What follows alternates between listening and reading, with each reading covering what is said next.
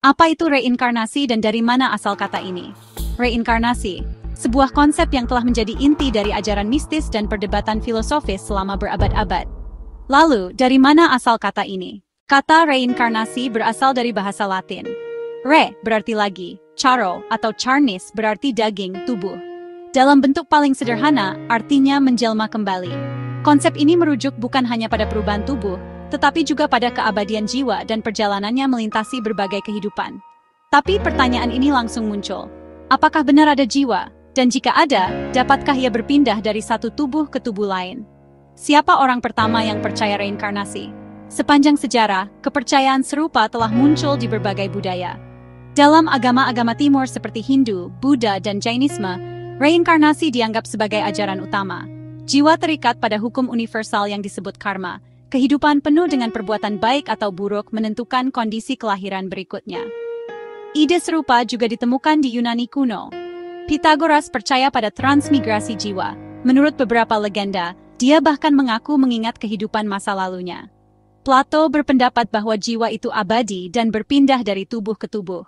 Namun pertanyaannya, apakah kepercayaan ini sekadar gagasan filosofis, ataukah didasarkan pada pengalaman nyata? Bagaimana pandangan agama tentang reinkarnasi? Agama-agama besar dunia memiliki pendekatan yang sangat berbeda terhadap topik ini. Hindu, jiwa terikat pada siklus kelahiran kematian yang disebut samsara. Tujuannya adalah mencapai moksha, pembebasan dari siklus tersebut. Buddha, menurut Buddha bukan jiwa individu yang bereinkarnasi, tetapi aliran kesadaran. Saat seseorang membebaskan diri dari keinginan, mereka dapat terbebas dari rantai kelahiran kembali. Islam, tidak ada kepercayaan pada reinkarnasi. Yang ada adalah kebangkitan dan kehidupan setelah mati. Kristen, pandangan yang diterima secara umum adalah hanya ada satu kehidupan, lalu hari penghakiman. Namun, diketahui bahwa ada referensi tentang transmigrasi jiwa dalam beberapa tulisan Kristen awal. Yahudi, ajaran tradisional tidak mencakup reinkarnasi, tetapi dalam mistisisme Kabbalah ada kepercayaan pada migrasi jiwa yang disebut Gilgul. Sulit untuk tidak bertanya, mengapa sistem kepercayaan yang berbeda di dunia yang sama mengembangkan perspektif yang begitu beragam? Apakah reinkarnasi mungkin secara ilmiah? Dunia ilmiah umumnya skeptis terhadap reinkarnasi. Pertanyaan utamanya, apakah jiwa merupakan entitas yang dapat dibuktikan secara ilmiah? Penelitian otak menunjukkan bahwa ingatan terbentuk dari hubungan antar sel saraf. Ketika seseorang meninggal, hubungan ini hilang. Jadi, bagaimana kesadaran dapat berpindah ke tubuh lain dalam kasus ini? Tetapi beberapa peneliti menganggap misteri ini dengan serius.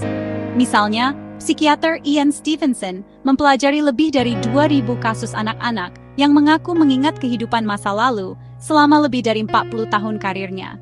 Dikatakan bahwa anak-anak tersebut memberikan informasi detail tentang tempat, orang, dan kejadian yang tidak mungkin mereka ketahui. Lalu bagaimana sains menjelaskan kasus-kasus ini? Para kritikus umumnya mengaitkan kejadian seperti ini dengan kebetulan, informasi bawah sadar, atau sugesti lingkungan. Namun pertanyaannya tetap, apakah ada contohnya kebetulan? Bagaimana psikologi menafsirkan reinkarnasi? Pengalaman reinkarnasi diinterpretasikan secara psikologis dengan berbagai cara. Pengaruh bawah sadar. Pikiran manusia dapat menciptakan skenario mirip dengan ingatan kehidupan masa lalu, misalnya dalam mimpi atau di bawah hipnosis. Memori genetik. Beberapa ilmuwan berpendapat bahwa trauma leluhur dapat diturunkan secara genetik.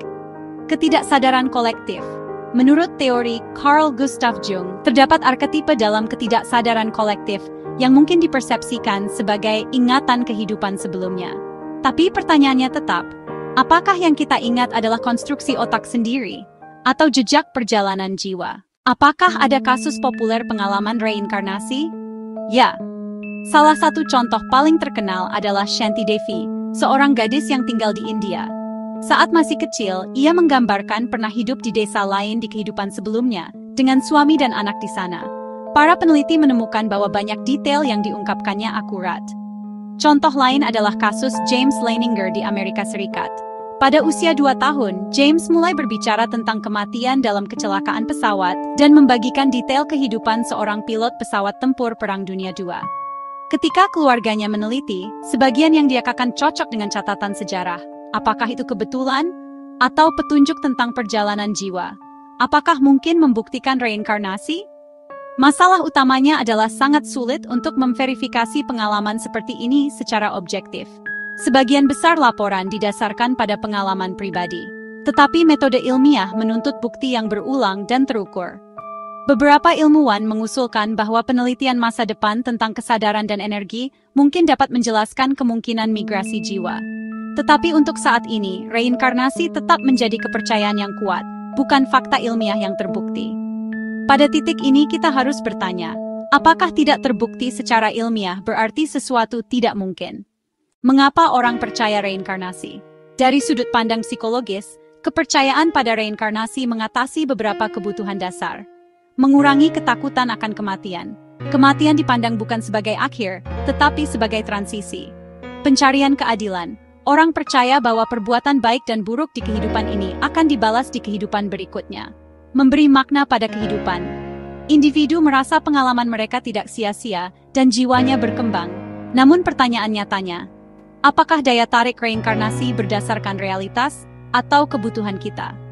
Apa dampak reinkarnasi pada masyarakat? Di masyarakat yang percaya reinkarnasi, persepsi tentang kematian berbeda.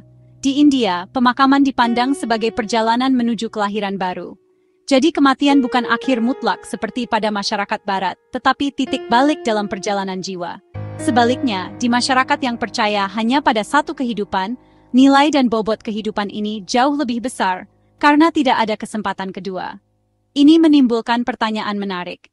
Apakah masyarakat membentuk pemahaman tentang takdir berdasarkan keyakinan tentang kehidupan setelah mati? Apa yang akan berubah jika reinkarnasi itu nyata? Jika reinkarnasi benar-benar terbukti, dunia akan menjadi tempat yang sangat berbeda. Orang tidak akan begitu takut mati. Nilai etis akan berubah, karena para pelaku kejahatan tahu mereka harus membayar atas tindakan di kehidupan berikutnya. Pendidikan dan pengembangan diri akan penting bukan hanya untuk kehidupan ini, tetapi untuk perjalanan jiwa. Namun itu juga menimbulkan pertanyaan baru. Berapa banyak kehidupan yang kita miliki? Apakah jiwa tetap berada dalam siklus selamanya atau dibebaskan pada suatu saat? Kesimpulan, sebuah misteri, harapan, dan pertanyaan reinkarnasi mencari jawaban atas salah satu pertanyaan paling kuno umat manusia. Apa yang ada setelah kematian? Ilmu pengetahuan tidak dapat memberikan jawaban pasti. Agama menawarkan respons yang berbeda. Psikologi menjelaskannya sebagai refleksi dari pikiran manusia. Tapi misteri itu tetap hidup. Mungkin yang paling penting bukanlah menemukan jawaban dari pertanyaan ini, melainkan terus menanyakannya. Karena dalam setiap pertanyaan, ada rasa ingin tahu, harapan, dan pencarian makna dari manusia. Dan mungkin kekuatan sejati reinkarnasi terletak di sini.